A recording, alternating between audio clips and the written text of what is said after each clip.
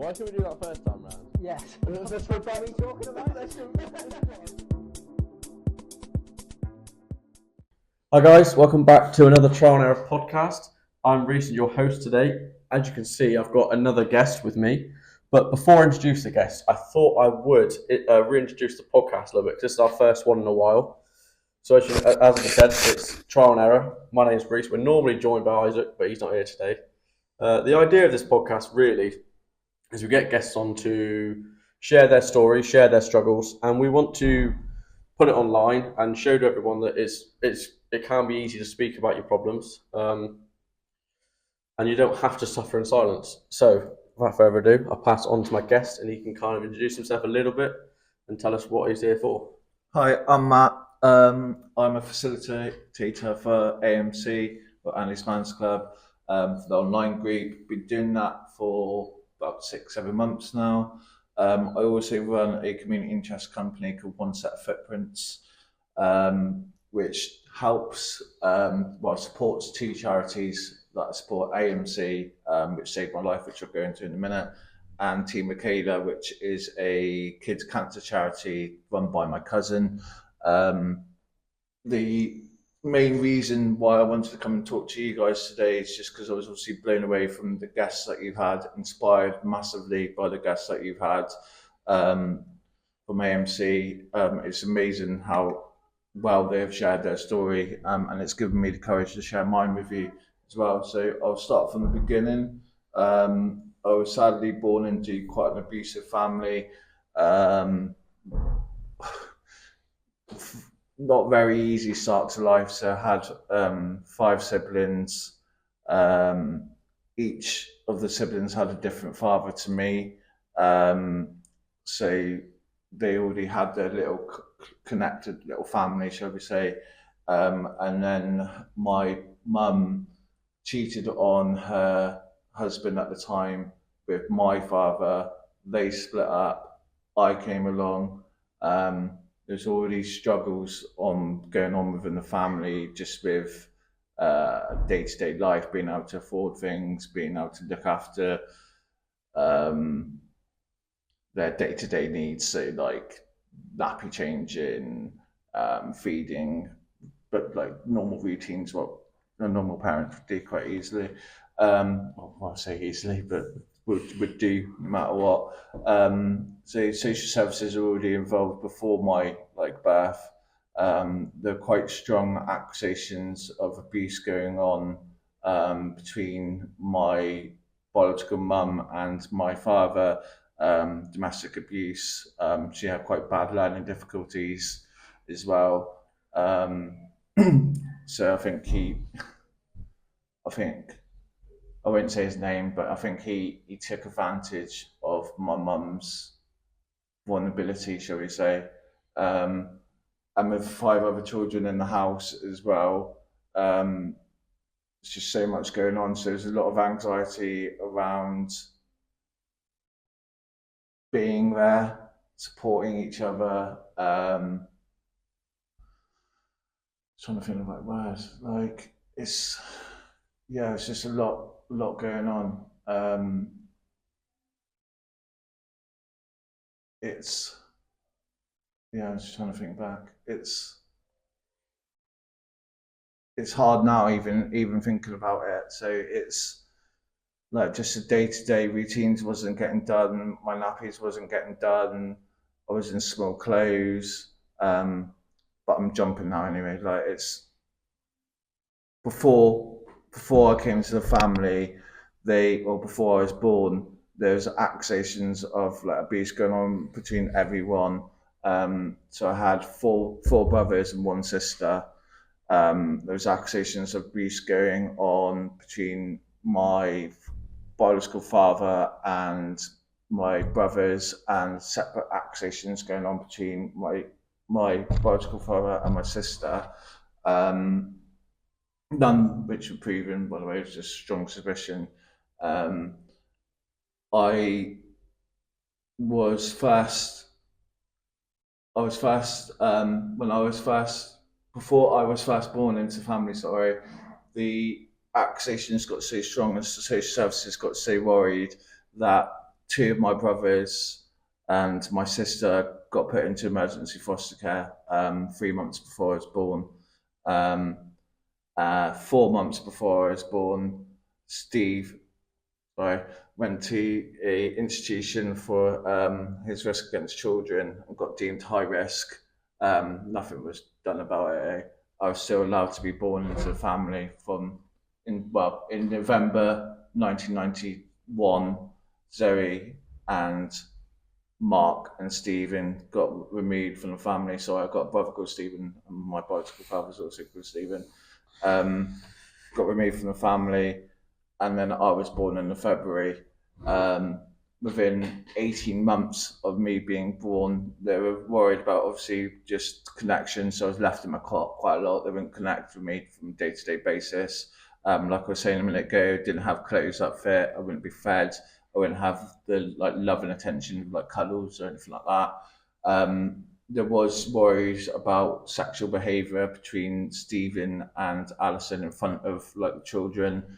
There was worries about sexual behaviours between Alison and Stephen in front of me in bed as well. So they'll do stuff in bed. I don't know if I was ever sexually abused. I think one of the reasons why they did put an emergency care order was because of that.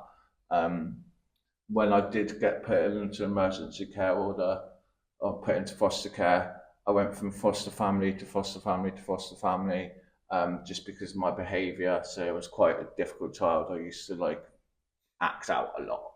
I wouldn't connect with anyone. I wouldn't like to be naked. I wouldn't like anything over the top of my head to get dressed or anything. I would clench my bum if anyone would come near me, trying to change my nappy or anything. Just little signs of abuse, with nothing that I remember, or nothing concrete. And I don't know how that's ever really made me feel in the aspect of that being on that edge, of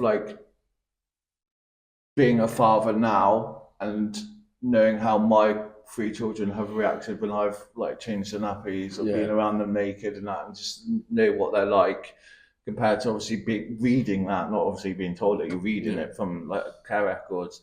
So obviously that was just a slight bit of my background there for reasons why I was adopted.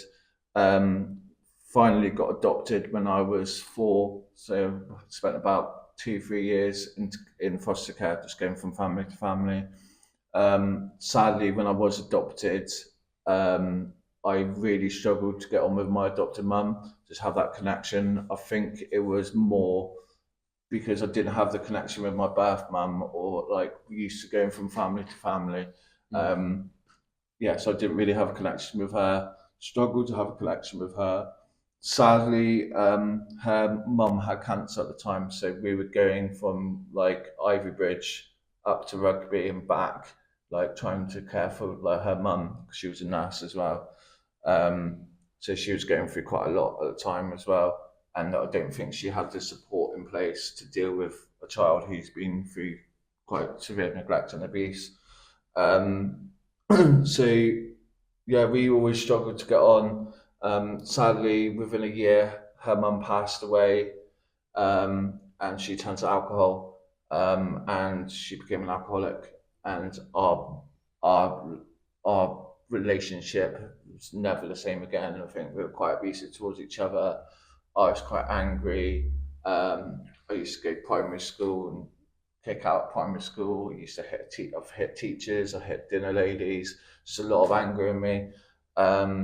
So eventually, my dad took me to doctors.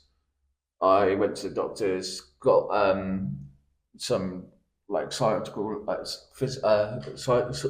psychologist. So I used to get the word out, through Families for Children, which is based in Buckfastleigh. They saw me, they saw my sister, they saw my mum, and they saw my dad. So I've got another adopted sister. I'll try and talk to her about her as little as possible, because I don't want to involve her story's her story. So yeah, they saw us all separately and all together. they said that they wanted to work on a relationship between me and my mum. Could see like the strain between me and my mum. Mum didn't want to; she didn't want to face it all. Um, in some ways, I don't blame her. In some ways, I do. So we just carried on. Life got even more difficult. Of tantrums got even more. So I used to smash up mirrors, smash up my house. Um, lot of self harm, a lot of like worthlessness. To be honest, with you, didn't really feel worthy of myself or anything like that.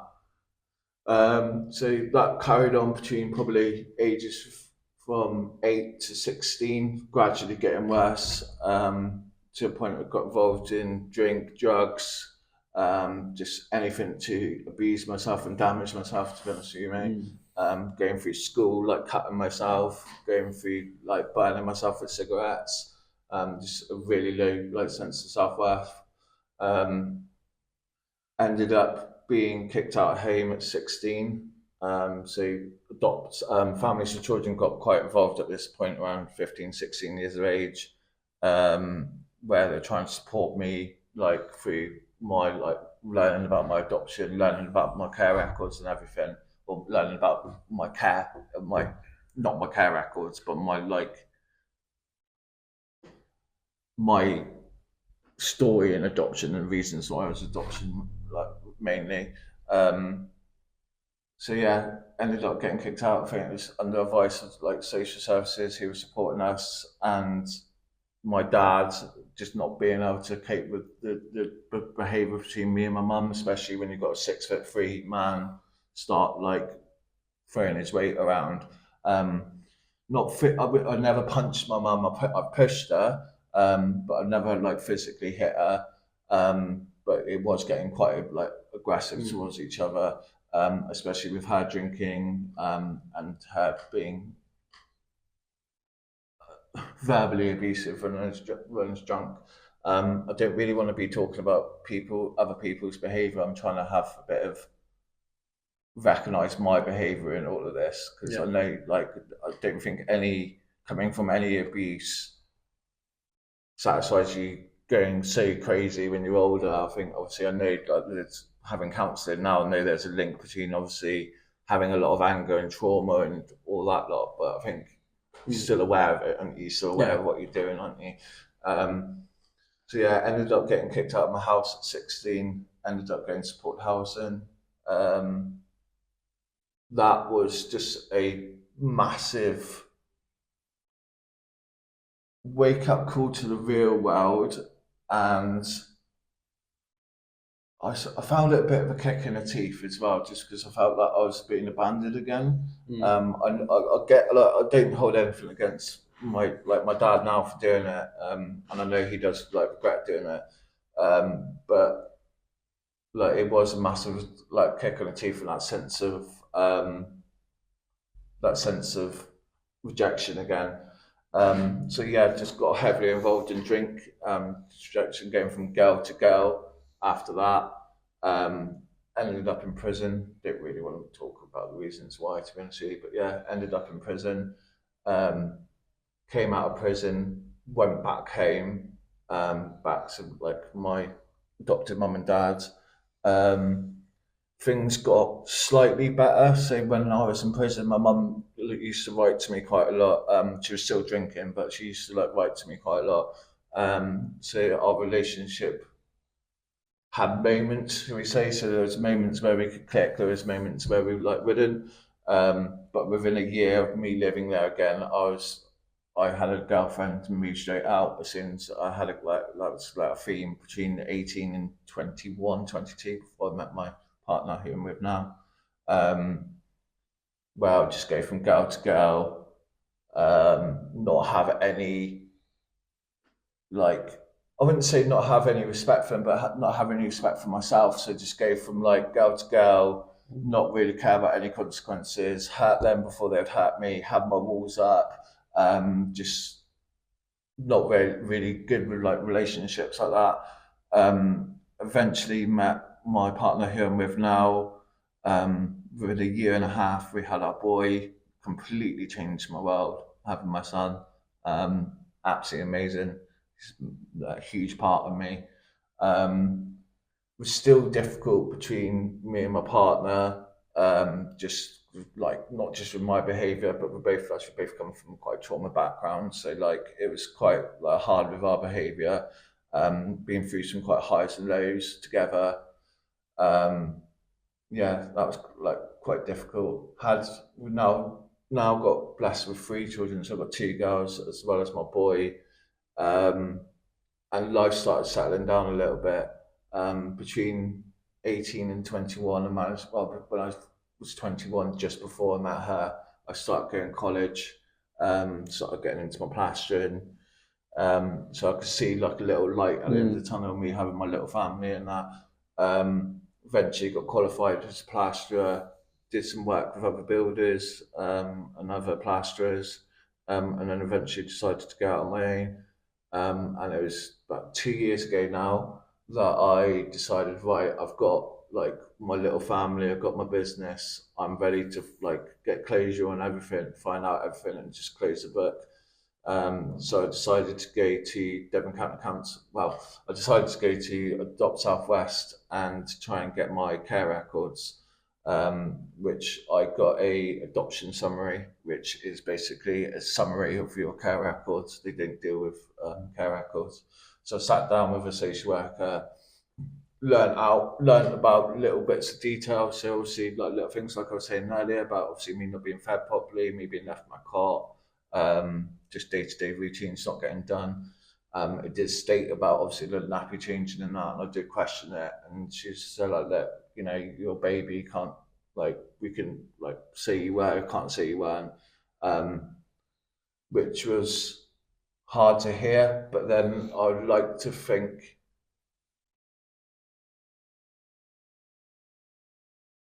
I don't. It's weird saying this, but I don't know if it's different, like sexually abusing other people compared to sexually abusing your child. I don't like.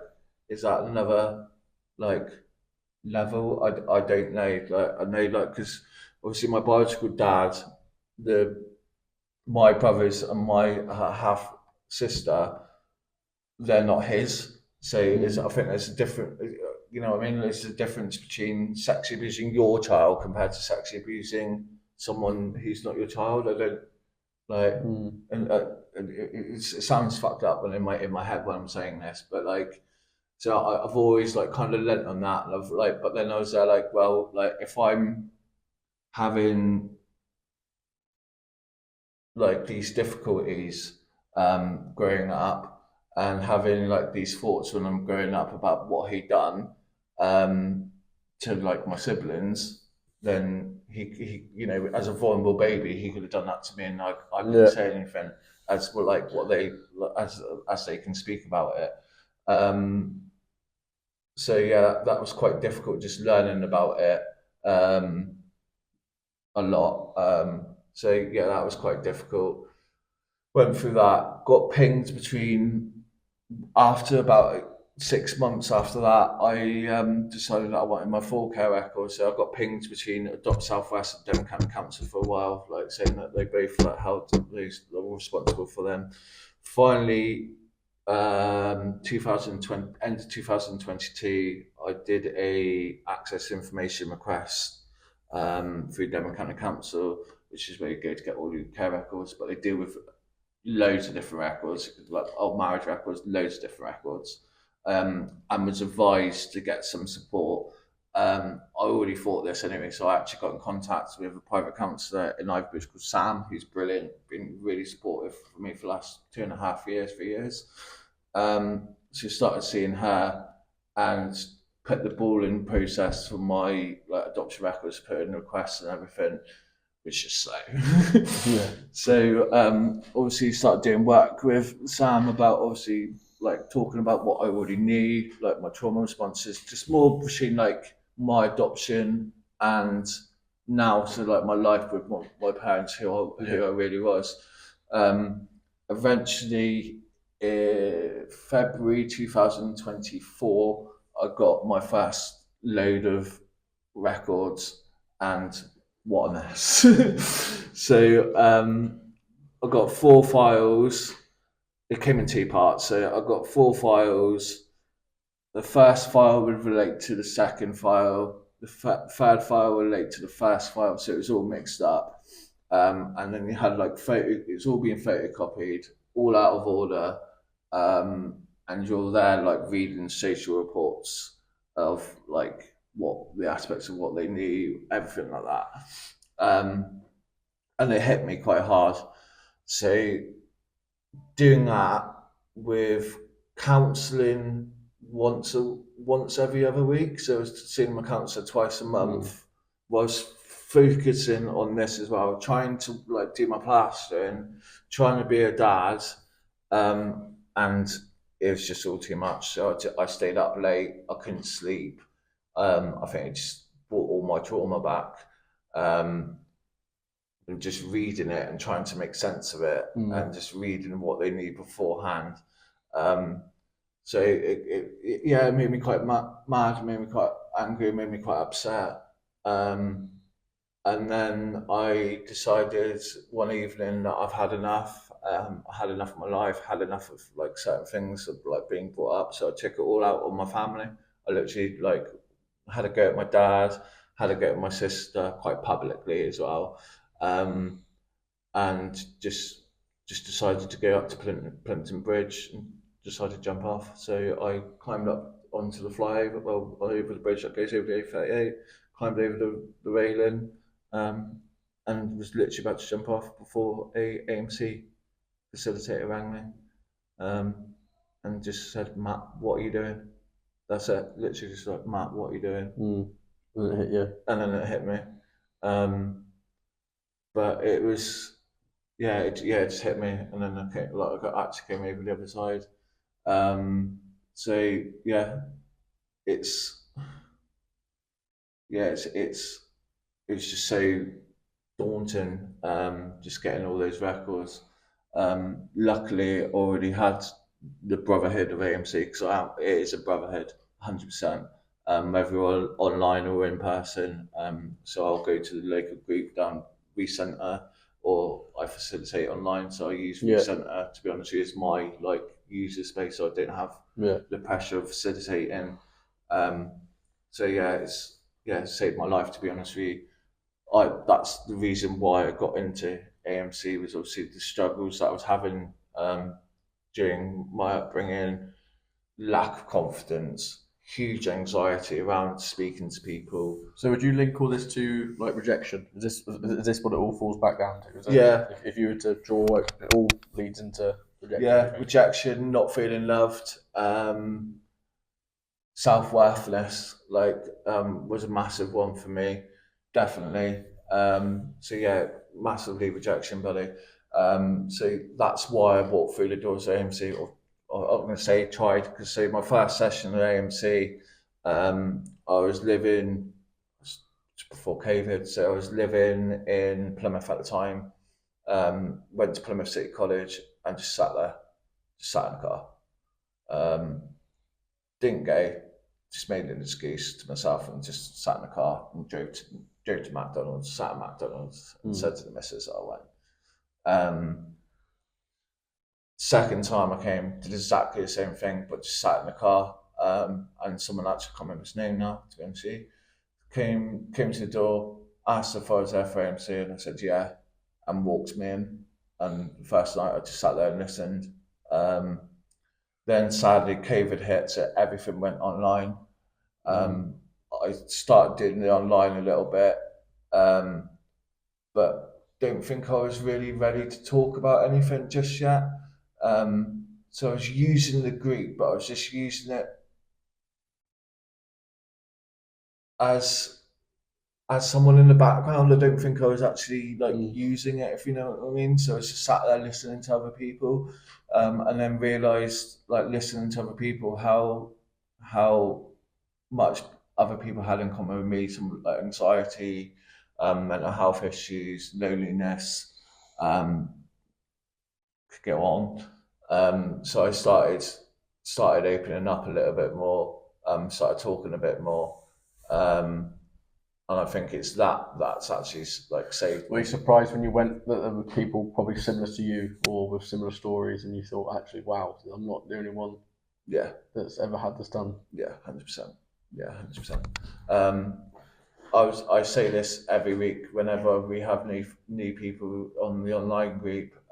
You're guaranteed to meet someone within a couple of weeks who you have something in common with, or you've experienced something in life is what they have. And I think that's what's brought AMC so close together. I mean, there's people on there that I haven't even met who would like actually say are closer friends to me than people who I'd see every single day or see at work. So yeah, no, that it honestly did like save my life.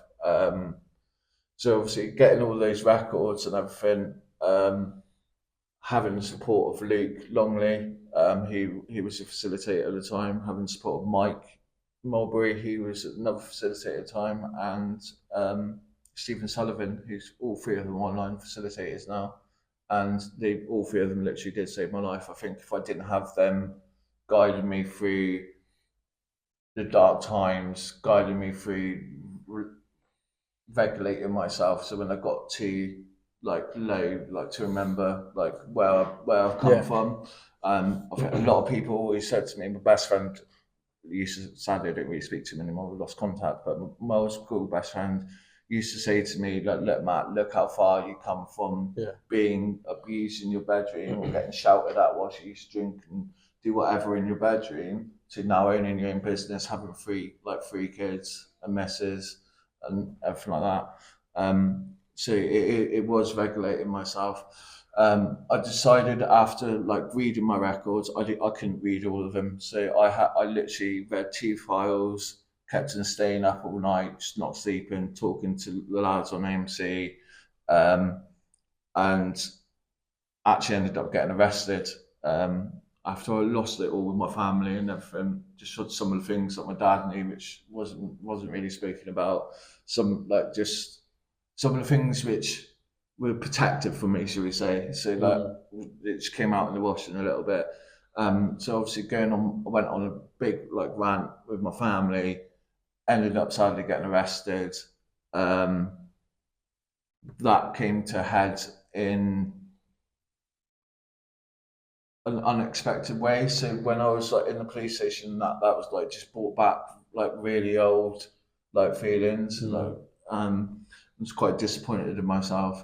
I was wrongfully arrested, and they've admitted that now, and I have had compensation off them. But it's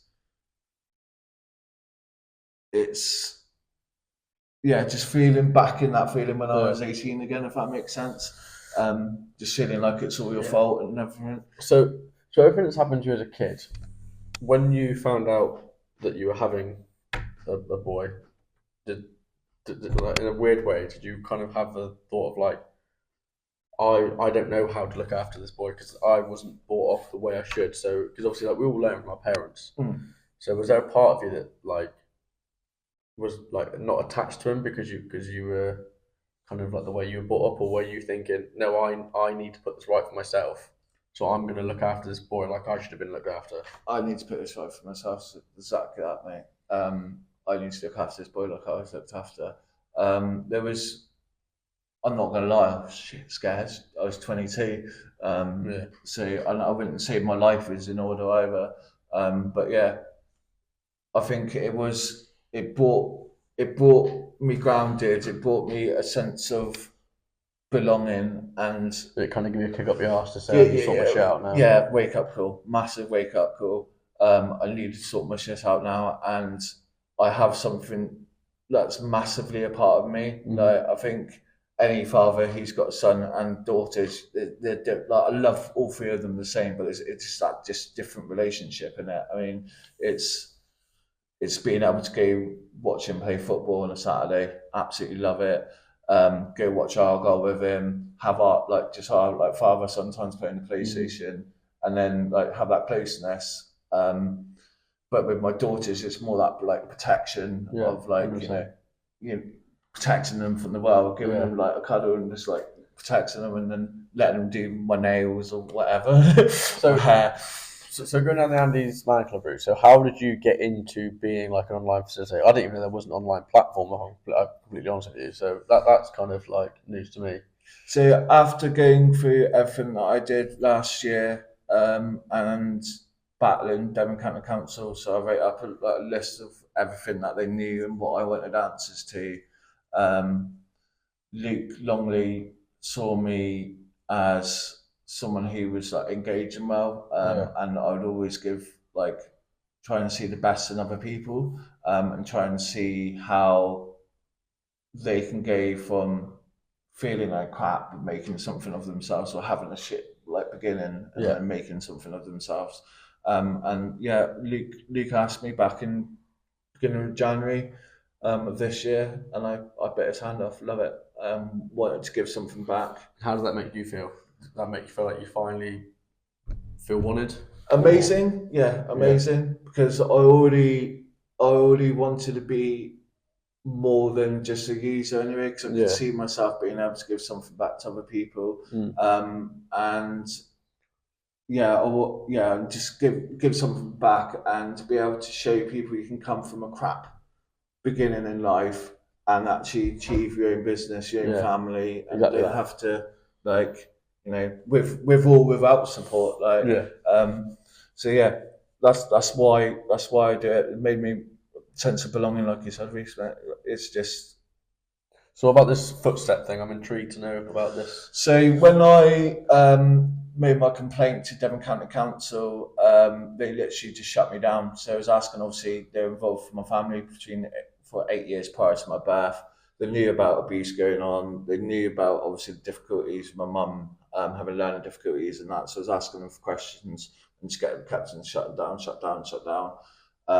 Had meetings with Adopt Southwest and Amanda White and Mark Berry. So Amanda White is managing director of Adopt Southwest for like Plymouth Devon area, and Mark Berry was the regional manager at the time, and stating how there needs to be support going through care records, and how they're just blaming each other and everything. So I thought it was a great opportunity to set up a charity that was going to advocate for support for people who are going through their care records, and people who are going through the lease between care and adulthood. I think there's quite a big gap now between you leaving care and you being classed as an adult, and it's a massive reason why there's such many people who have been in care in prison. It's a massive reason why so many people who have been in care got addicted to drugs or alcohol,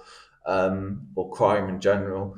So it's advocating for change, mate. To be completely honest with you, whilst supporting a mental health charity that saved my life in AMC, and a kids cancer charity, Team Michaela, who's my cousin's cancer charity, who sadly got cancer herself.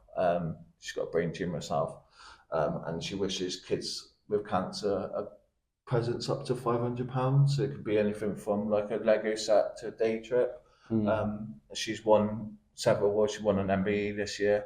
Reason why I'm doing that with Team Makeda is because my nan, who was a massive influence in my life, sadly passed away in 2014. But she was a massive influence in my life, and she always had a thing for Makeda, just because obviously, like with her like illness and everything that she did. So part of it's to her. So yeah, to raise awareness and funds. So I do events. I had a football tournament back in May, which we actually found a child who sadly is battling cancer at Bristol Hospital, who Team Michaela were going to get a wish for. So if it wasn't for that football tournament, she wouldn't have got a wish.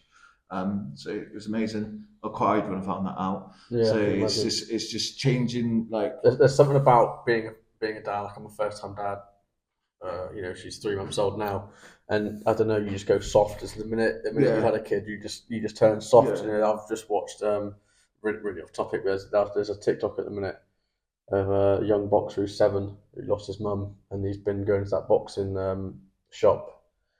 And I watched that video and I thought, why am I getting all teary at this? The 7-year-old who's lost his mum, and you do, mate. Yeah, you go soft. But no, so if you could have a conversation with if your young self was sat here now and you could have a conversation, would there be anything you would change? How would you say to what would you say to your young self? It's gonna be okay. Keep fighting. Yeah, There's two things that I would say. It's gonna be okay and keep fighting. I I see change coming, not just for like adoption records or care records or anything, but just for like mental health in general. I I think think there's been a huge swing in it I recently. think it's a big swing, yes, but I think we are in a bit of a crisis at the minute with mental health. I think we can do as many podcasts, we can do as many groups, but I think we're in such a crisis at the minute that I mean, I'm hoping these podcasts do work, and obviously the groups do work, and there's so much help. But there's just I don't think we can help everybody. If that makes sense. Like we want to help everybody, but there is just so much to do. I think. You know Yeah, what I mean? yeah, I agree, but I see change in the aspect of like so we're saying three groups in Plymouth already. So you've got AMC, Man Down, Every Man Matters. There's several Plymouth groups. Yeah, I there is a massive stigma about talking, but I think the more people prove that it's okay to talk, so doing like this, like yeah, amazing job you're doing, mate, I think you'll get more people talking. Um, I believe if you fight hard enough, you can change it. And I think if you keep going hard enough, you can mm, change it. I think that's one thing that my fight with Devon County Council has kind of proven in a way is I ain't stopping until it changes. yeah, So like it's I ain't gonna give up on this. Like I owe this to the younger self of me. I should have had support going from my care records. Um, damn sight lucky that I was in a position to have private counselling. But it's more for the person who's not got their own business, mm, who's getting their care records and learning about it completely on their own, so can't afford private counselling or yeah. is sat in a waiting list of God knows how many months. How do you find private counselling? Um, Is that something you would advise? Because obviously for you, I suppose for you, you've got Annie's Man Club as a user, and as I say, you've got obviously counselling. So how do you find the counselling side? um, it's an eye opener in the aspect of learning about trauma and learning about things not being your fault, 100%. So, and learning about the reasons why you behaved certain ways as a kid. But AMC is a lot more personal. Mm, So I think it's a lot more like you can relate with other people. Where it's restricting is where obviously the rules come in. So it's quite hard for me to talk about Devon County Council and like Adopt Southwest and the struggles that I've had with them, where you're not really allowed to talk about like services yeah, or like politics. You're not allowed to talk about politics, not allowed to talk about religion, all rightly so. Um, so I find it, I use it like if it's to do with my adoption and my care records, ask my counsellors or anything to do with trauma, mm, anything to do with day to day life, I do like with AMC or talk about AMC. A lot of the lads are aware of like my battle with Devon County Council and they're really proud of me, but I never really like go into detail with it on AMC mm. or try not to anyway. Um, Unless I know there's someone else there who's had like situations with social services or had like stories with like their kids being involved with social services. Yeah, 100%. I just going back to the we're talking about mental health crisis. You know, it was on Sunday when we heard about Ricky Hatton. Mm. That to me, like I don't know, I think a celebrity death or some form of like a death that's someone who's quite well known. It always hits you slightly differently. I think you know someone who's had a great career in boxing, a lot of money and a lot of success. You know, he still struggled with his demons, and I think that's the thing, isn't it, with mental health? You don't have to. It's not. You don't have to look a certain way. You don't like everyone has. Like everyone who suffers with mental health is like you come from different backgrounds and you have like there is no characteristic is there No, for no, mental no, health. It no, could be anyone. no. Yeah, definitely. And I think that's one thing that you need to take away when you have these sad like celebrity deaths because it's suicides because it's. I think people look at celebrities sometimes. I have done and thought they've got everything. Like, so they're going to be fine. Where really they do have like day-to-day struggles, and I think it's actually realizing that everyone has day-to-day struggles, and it's okay to talk to them and to talk, whether that is to your mate, your mum, your dad, like down the pub, whatever. And the stigma around not talking needs to be broken. I mean, it's hard in like my like industry. So like, me working in the construction industry, it's all oh yeah, man, like we do, go pub. We don't talk about things. All we talk about is beer and sports. Where obviously AMC is trying to break down that stigma. I know they like do loads of talks around like construction sites, do loads of talks all over the country, and doing an amazing job at it. I don't know if you've seen the long conversation they had last week. Yeah, I did. Which was awesome. The guests they had on that. So it is literally just trying to break that stigma of it not being okay to talk where it actually is okay. Yeah, I definitely think that stigma is being so broken because I think if you would have gone back 5-10 years ago, you'd never have these kind of conversations. You would never have, I think times are changing where people. That's what I mean by 5 minutes ago when I said about change, because you wouldn't have the free charities in Plymouth, let alone like the groups. I mean, I know AMC's expanding into Ivybridge now, so they're looking at trying to get a venue in Ivybridge, which would be massive. Which I do sadly wish it came sooner, because I lost an old school friend in Ivybridge who I knew that would have probably used AMC to suicide recently. So it's needed, and I think people need to realise it's okay to talk, but not just that. You're loved by someone. It killed me. I'm gonna probably get upset about this, but it killed me when I'm going to say his name because it's all over like AMC anyway. Like Josh, what happened with Josh? Just because the love that boy had. And the love you seen for him at his funeral or on Facebook afterwards was massive. And I just wish he saw that. I wish he saw the fact that people are there for you. I think that's a sad point, isn't it? Because people are in a situation where they don't feel loved or rejected, or they don't feel respected, or they feel like if they weren't here they wouldn't be missed, and then they do make a permanent action to it, and then they aren't here, and then you all you got to do now, like we do now, is sit here and just think about them or think about the memories, and you wish they were here. But no, on that note, just short time. On that note, I would like to quickly say before ending, if you are somebody who is struggling, who is not sure how to speak, there are, like we've said, there are many groups. What have you got? You got Andy's Man Club. You got the Plymouth one. You got Plimpton. Yeah. So you got Plimpton Rhys Centre, Plymouth City College, and Marjon. But the Marjon one's moved now because they're having problems with parking. So I can't remember where the Marjon one's moved.